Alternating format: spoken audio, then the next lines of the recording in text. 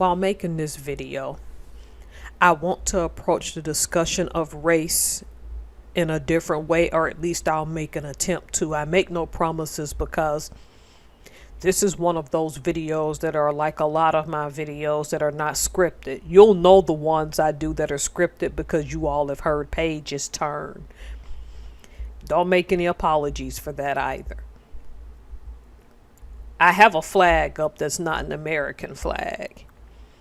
And what I want to convey is that before I approach this subject, for people to understand, if you're going to watch this video, I'm trying to keep it as short as possible, that the way in which we debate race, talk about race in the United States, I don't think other countries do.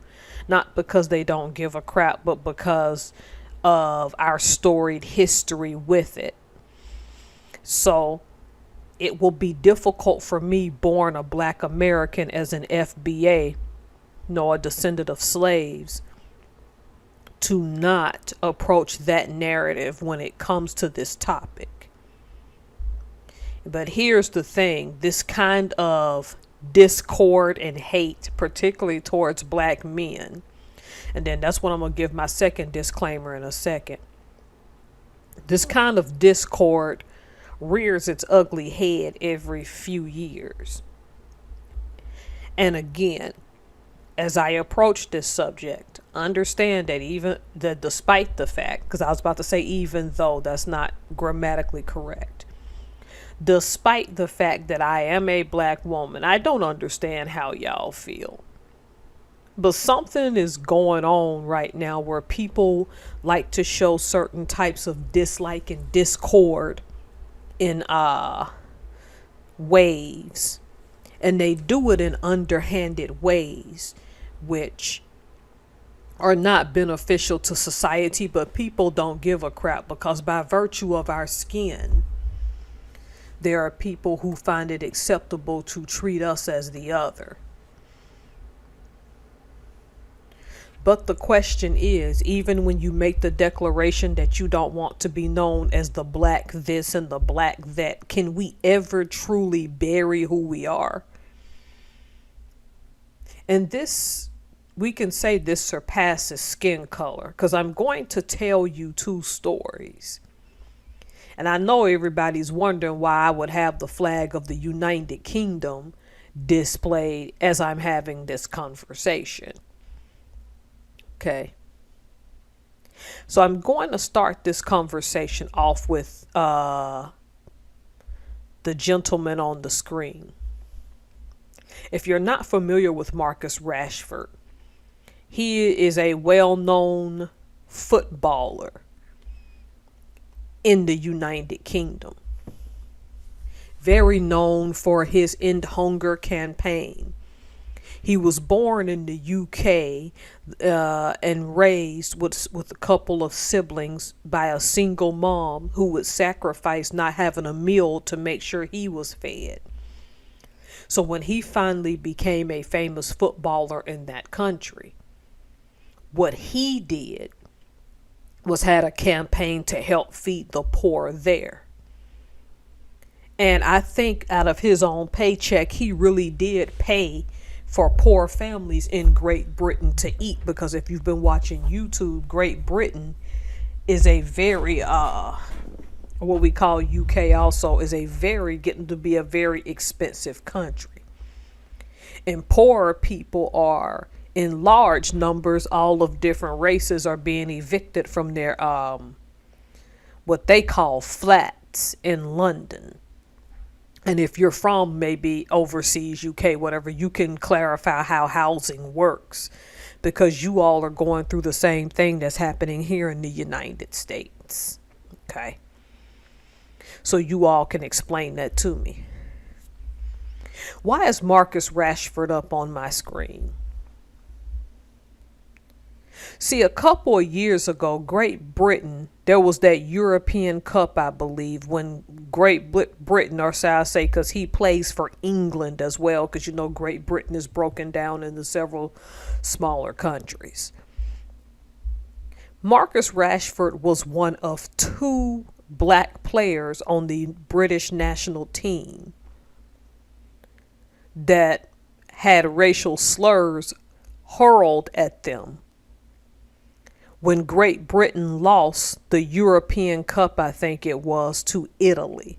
Again, you all can go and prove me wrong, because I may be wrong that it was Italy that they played. It could have been Spain. I forgot which country it was.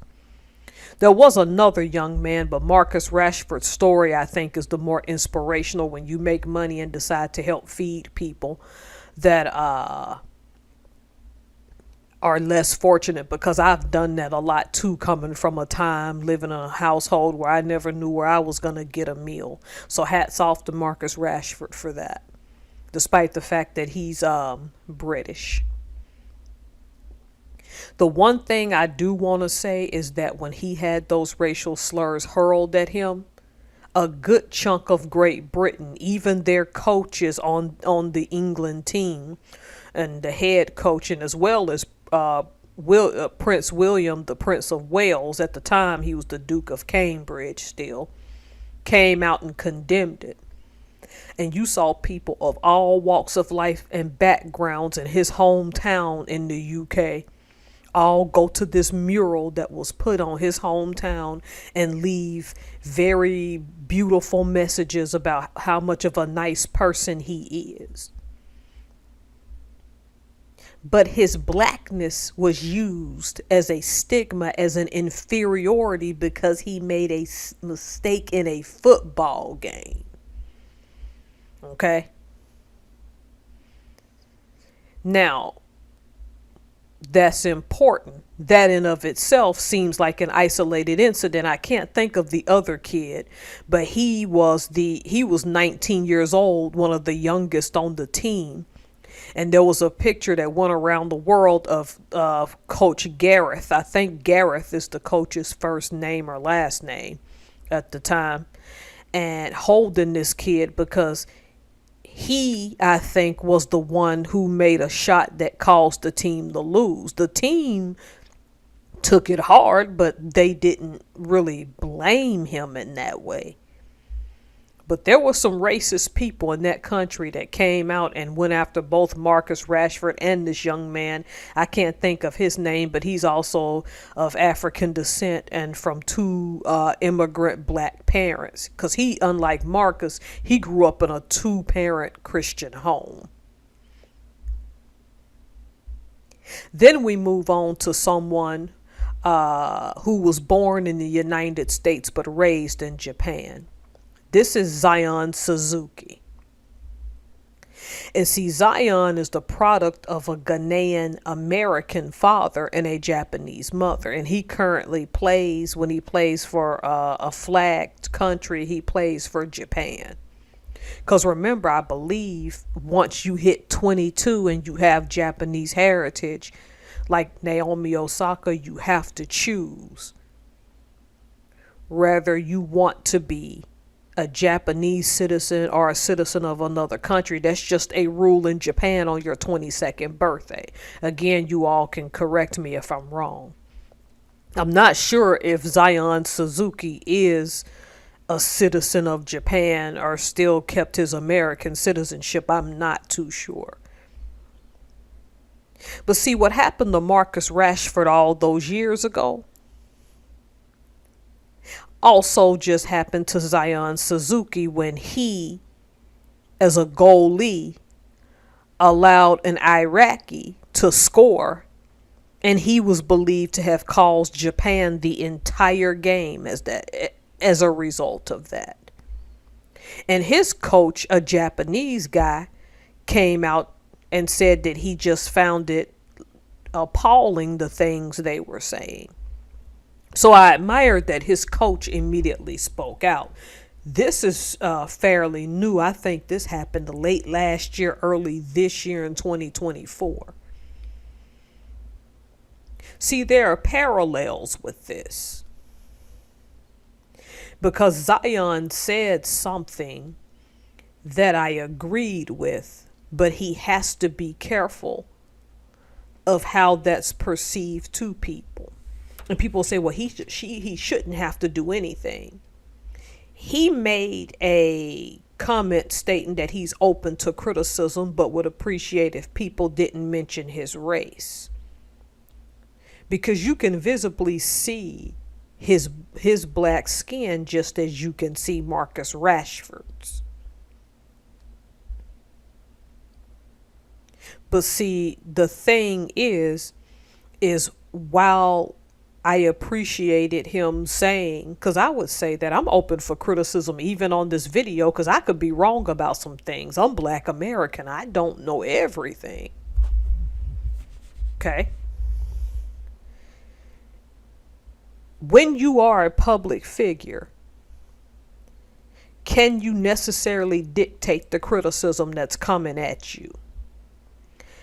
I would say no.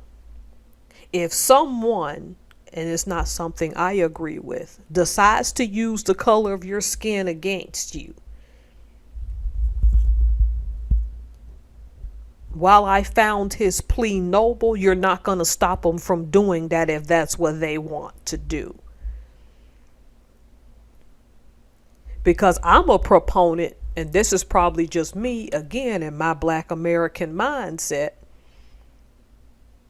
I'd rather hear from the devil I know than the devil I don't. Now, when I say that, let me put a disclaimer. I'm not calling any one race of people the devil, because I don't believe by virtue of your skin color you're the devil. That's even white people. Let me clarify. Okay. I've been blessed and I've been fortunate to have met beautiful people of all races, but this is what I'm going to say. See, the devil, you know, will come out and just tell you what they really think. Now, is it cowardly that they hide behind ghost accounts and won't come out, show their face and all of that? Absolutely, it's cowardly. Now, some of them are getting so bold they are deciding to show their face, but that's few and far between. See, the devil I don't know is the one that'll come up to me on the street and hurt me randomly because they think I wronged them just for losing a football game, just for saying something wrong by accident.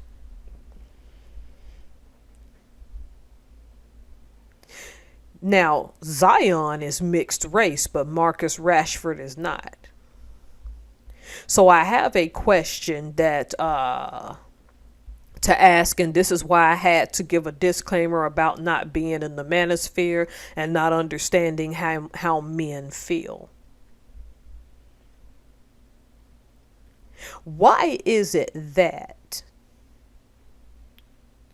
people are getting comfortable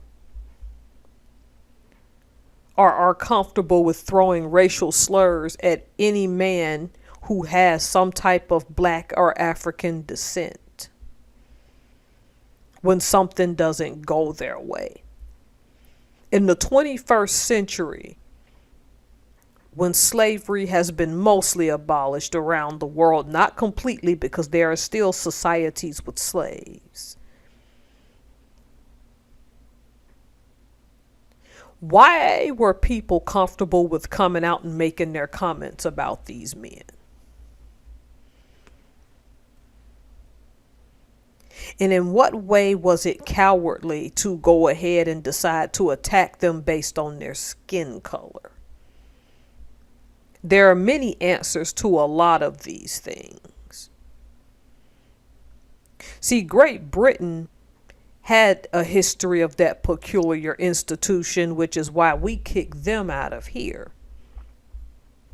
So it's natural there are some in that country who still hold those sentiments because they tried to hold on to America longer than any other European nation. And again, that doesn't mean all white people feel that way, because I saw the video footage when people of different races gathered and put messages on that mural in Marcus Rashford's town, letting it be known that they had no tolerance for what was said about him.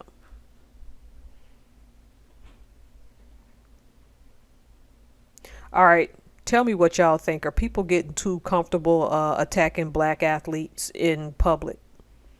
It was just a rant. Let me know what y'all think. Thanks. Bye.